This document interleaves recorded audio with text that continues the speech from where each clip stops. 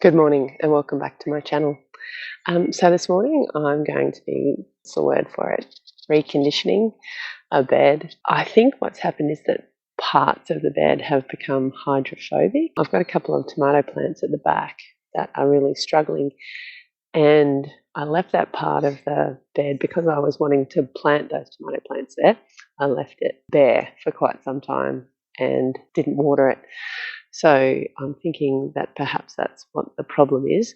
While I'm doing that, I'm going to pull back all of the mulch, water it with a wetting agent mixed with water that I bought from a local nursery. Just try and get it all pretty wet, and I'm going to put a thick layer of mulch over the top. Having hydrophobic beds is something that I do struggle with a bit, simply because it's so hot here. I have had trouble in the past with mulch, with the water not getting through it, and so then the soil got really dry beneath the mulch, and I didn't realise. So it's this real balancing act for me of having the mulch on it, but also making sure that I periodically, because I'm trying to save water, I try and only water the plants that are actually producing instead of watering the rest of the soil.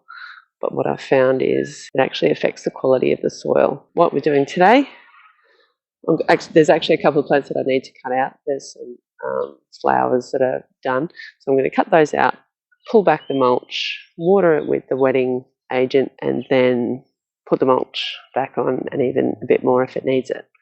So let's get into it.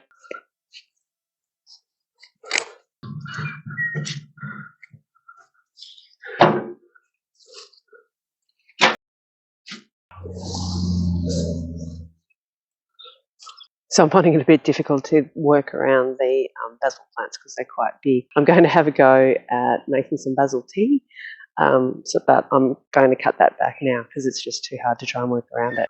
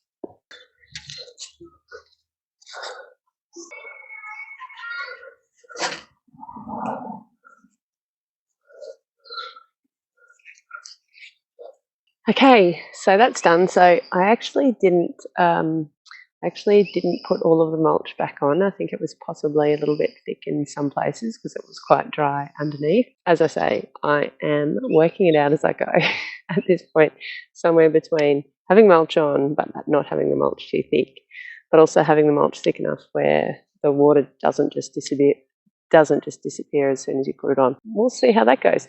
But looks a lot more tidy now. I hope this video was useful to you, and hopefully I'll see you again soon. Bye now.